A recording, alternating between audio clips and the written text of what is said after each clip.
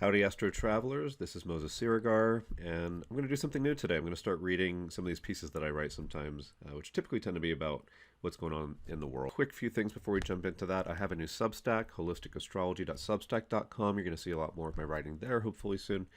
I'm considering doing a YouTube series on maybe a couple of different topics on the practice of being an astrologer, as well as on locational astrology or astrocartography. So please like, subscribe, and comment. It would really give me some inspiration, and I would really appreciate that. You can also sign up on my website for my email newsletter. It's astrologyforthesoul.com. Looks something like that. And then last thing, I'm going to have some Black Friday specials coming up, so you can follow my stuff and you'll see that. I tend to offer consulting, tutoring, classes, recordings of classes, and things like that. Okay, so here's the new Substack. Holistic Astrology with yours truly. We're about to take a very dark turn is the name of the first full-length thing that I've written here.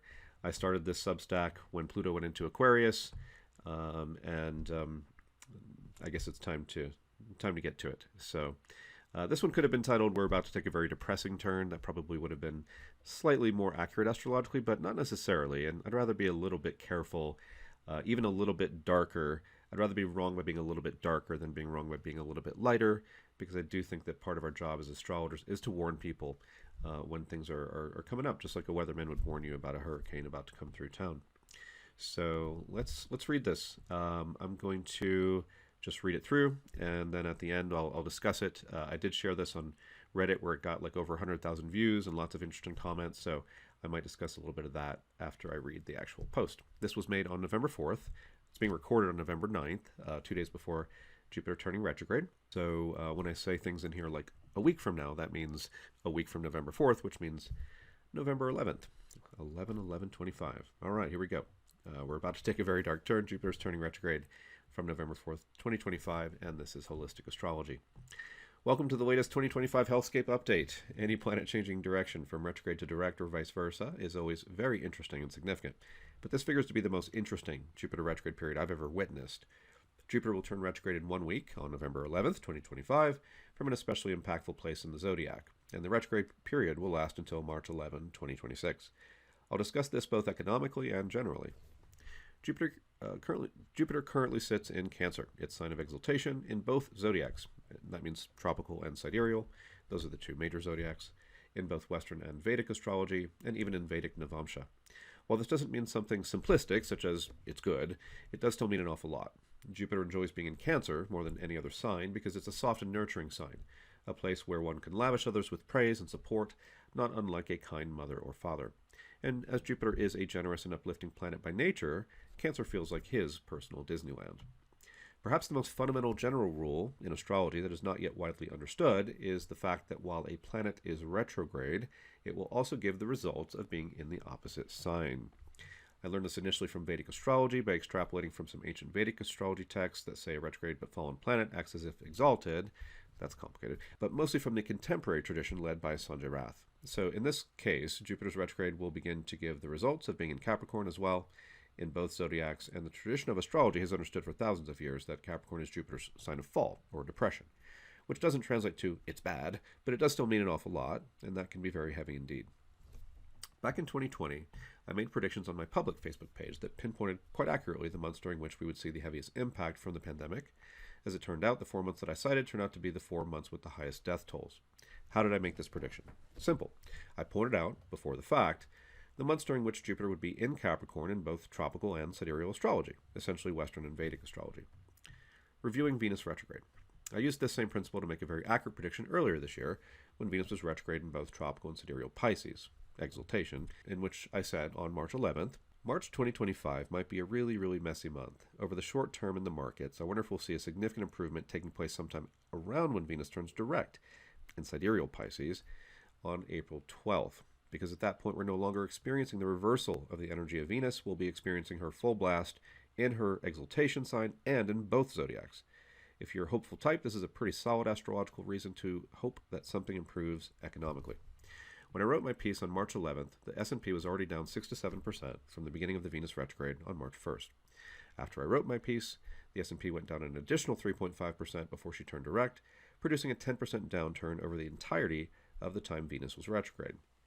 If we consider the intraday low on April 8th, around 4,830, when Venus was still retrograde, the S&P had actually fallen a whopping 21% from the beginning of Venus retrograde.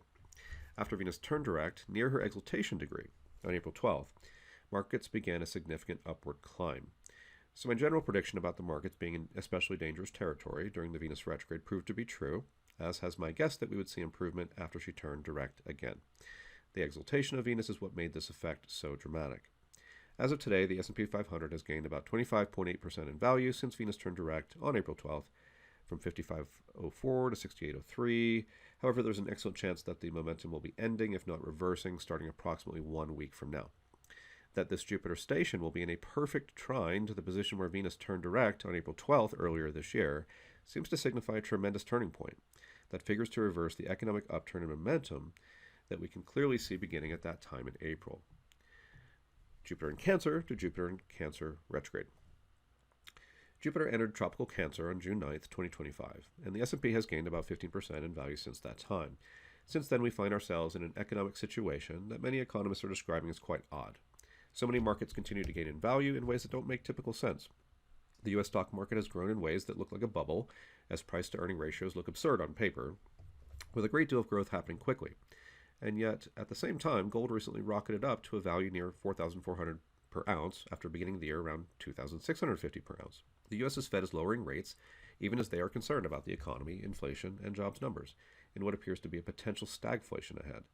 In short, the economic conditions look about as ripe as they ever have been for a potential systemic crash, and many in the know seem to be protecting themselves by moving money into places like commodities and gold. And I have to wonder if Jupiter moving from a signature of great faith, optimism, hope, and expansion, direct in Cancer in both zodiacs, to its retrograde period that will literally reverse that symbolism into something quite opposite, could be a rather blaring omen, pointing at the possibility of such a crash. At the very least, I would expect overall sentiment on the planet to move drastically into even more depressing territory, which should at least slow momentum in markets along with new and negative economic news, if not leading to a serious economic pullback. Maybe even an historic crash, coming sometime between the middle of November and the middle of March. Neptune and Saturn in Aries, self-inflicted U.S. wounds. Neptune will be returning to tropical Aries on January 26, 2026. This echoes the very same astrological event that occurred literally 36 hours before the first shots were fired in the U.S. Civil War in 1861, as well as the same event repeating in 2025, literally 3 days before Trump announced our Liberation Day, in which his global tariffs were announced, which have been likened to him initiating an economic nuclear war, which also coincides with new economic challenges within the U.S. due to the impact of these tariffs, an impact that arguably has barely even begun to really wreak havoc upon us. We can then expect a high probability of another of the USA's most historic all-time self-inflicted wounds to take place around January and February of 2026. This could have a dramatic economic impact, but it could also have a dramatic warlike quality. That this is happening while Jupiter will be retrograde in Cancer is entirely ominous. And Trump himself, with Venus at 25 plus Cancer and Saturn at 23 plus Cancer, figures to feel the reversal of Jupiter quite profoundly and personally. We may see some of his good luck soon taking quite a turn. From hopefulness to heaviness, dark before the dawn. The famous sentiment that it is always darkest before the dawn seems especially relevant now, and I would say that the upcoming 4-month Jupiter retrograde is likely to coincide with that darkness.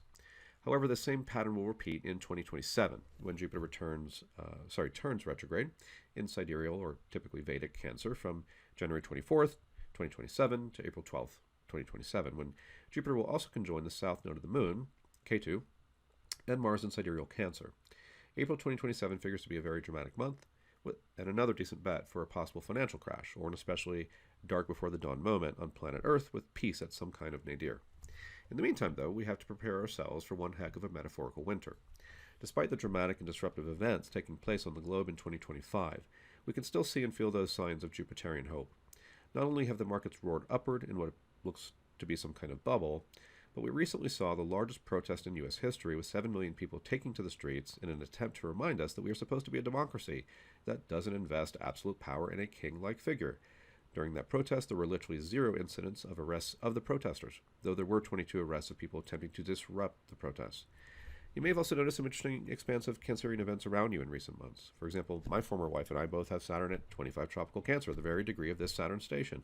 She just bought a new house, and I'm having so many wonderful events happening in my own life, experiencing a wonderful new relationship and remarkable clarity. And I started a Substack, and I'm thinking about doing a new YouTube series and all that too.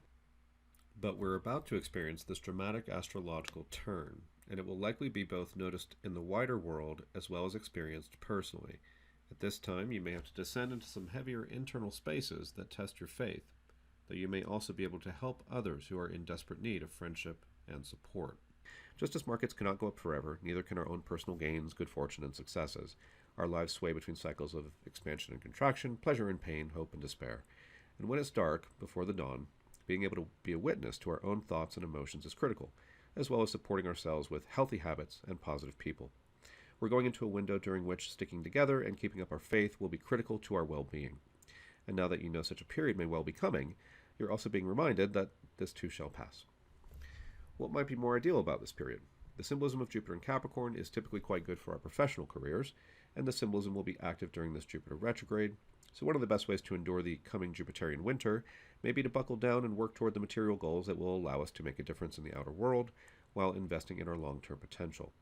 It may not be as much fun, but sometimes it takes a metaphorical winter to increase our focus and get us to put in the hours of dedication that our goals require. Might as well buckle down and get to work. I'll be doing my best to use this time to work on my creative projects. And if you ever need a chat with a friendly neighborhood astrologer or classes and tutoring in the area of locational astrology, feel free to reach out to me, and I'll be there for you. I'm also considering teaching a class next year focusing on intimate relationships, so please let me know if you might be interested in joining us for that. Humbly and in surrender, may all beings be happy and free. And the last note at the end here says, my 2025 crash course in holistic locational astrology is getting an upgrade with 3 new live classes if you join us soon. The first one of those is tonight, and an additional recording from a 5-hour and 20-minute Zoom workshop I recently gave to the South Florida NCGR. And stay tuned to my website, email, newsletter, Facebook, Substack, etc. for upcoming Black Friday specials to be announced very soon. So there it is. Like I said, this has had over 100,000 views on Reddit, and so there was a lot of comments on that there, and it was interesting to hear the different things people were saying about that. I think the knee-jerk reaction was, Jupiter turns retrograde every year, so this is really stupid astrology or whatever, right? And so anyone who might be thinking that, just note that I'm not saying that Jupiter retrograde every year, is something super dark or depressing.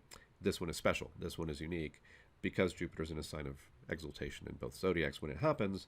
And again, we have the example there of Venus earlier this year. I also found out during the course of those comments on Reddit, and we looked at it, and the Ebola outbreak that started at the end of 2013 happened while Jupiter was in Cancer and retrograde, which is like what's about to happen here. So, so this is a way of looking at a deeper level of something. Now, again, this idea that I introduced here, that a planet, when it's retrograde, will give the results of the opposite sign as well as the sign that it's in. That's a simple way that I would put it. I did learn that initially from a popular contemporary Vedic tradition, Sanjay Rath. He has quite a few students, so I'm certainly not the first to say that. In fact, an awful lot of people would say that, more so from the Vedic side, people who've been influenced by him in some way. So I noticed a lot of people sort of like just didn't want to, maybe consider that concept. That's fine. That's why I make predictions ahead of time, right? So that we can be right or wrong about these things, so I can be right or wrong about these things. And hey, I'll be happy to be wrong, right?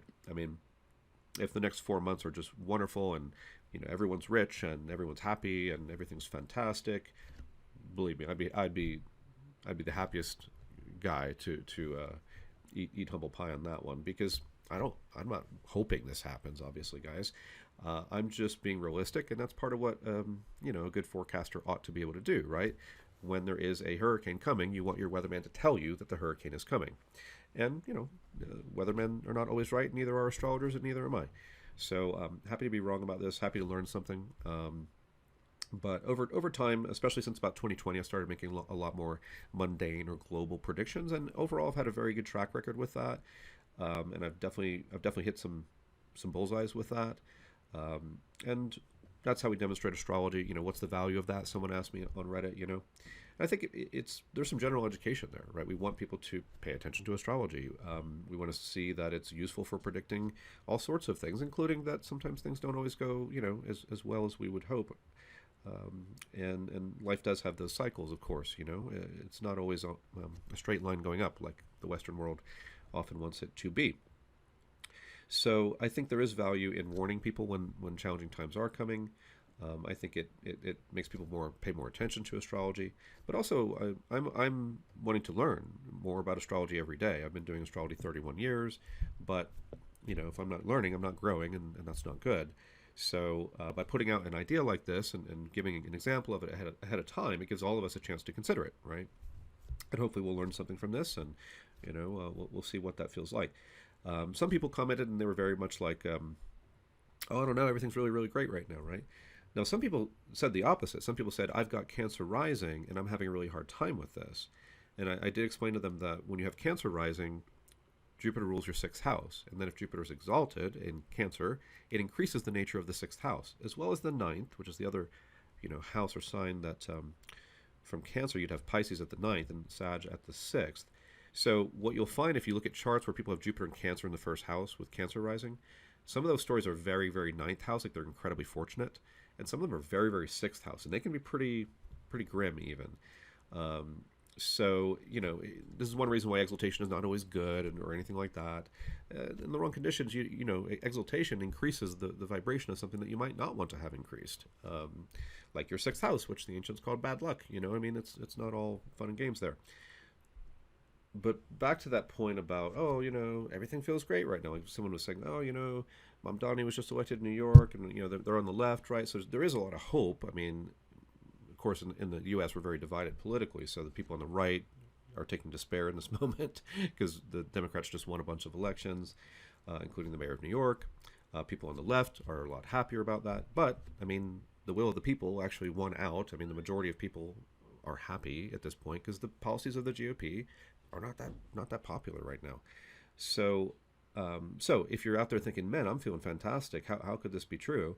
Well, depends on when you're hearing this, right? If you're hearing it right away before Jupiter turns retrograde, well, that's kind of what I'm saying, is that most people right now should be feeling some hope and optimism and faith, and because Jupiter is as emphasized as he could be. He's exalted in Western and Vedic astrology. He's stationing, so he's getting louder. And so what you actually want to do is look at how you're feeling right now. If you're feeling good, if you're feeling inspired, if you're feeling faith and hope, try to bottle that somehow. Try to hold on to that somehow, because this may take a turn, and you may have to try to go back to rediscover that, especially if you find that the retrograde does reverse the energy, like I'm suggesting it will for most people. So I mean, it's really saying, well, what's going to happen soon? And I don't know, because it's 2 days from now, and I don't know the future. I just can forecast the trends like this, and I've been doing astrology long enough to take some swings at it, right? So anyway, there's my my best swing at what's happening here. I'm not trying to just discuss everything here. Look at every nook and cranny in astrology here. This piece was long enough. I'm not going to try to cover a lot of things all at once. So a lot of times in the pieces I write, I'll isolate one or two things that's going on and focus on that, because I just think that's better for when you write an article like this, to not try to cover everything all at once. So anyway, I hope you enjoyed it. Let me know what you think. I'm happy to have a mature discussion with anybody out there. Happy to disagree, not a problem. And I really do appreciate y'all listening. I mean, you made it all this way, and you got a lot of things that vie for your attention. So thank you very much. I do hope to be doing a lot of new things in the coming year. I am speaking at the United Astrology Conference next September, giving a couple lectures. One is on locational astrology, one's on tropical and sidereal astrology and how you integrate those, and that's giving me a good reason and a good inspiration to try to get some more things done. So hopefully I'll have a lot of new cool stuff for you guys, and the Substack will probably have paid subscribers at some point, presumably as well. So anyway, lots of ways to follow me, and I hope you all are doing great, and keep the faith. I hope that you can survive the winter here, and remember that it gets dark sometimes, but we gotta persevere. We gotta stay true to who we are and follow the path that is most positive for us to follow. And so I'll be here, trying to keep y'all informed of things from time to time, and always happy to work with people. That's one of my great joys in life. So all the best to everybody, and I'll catch you next time.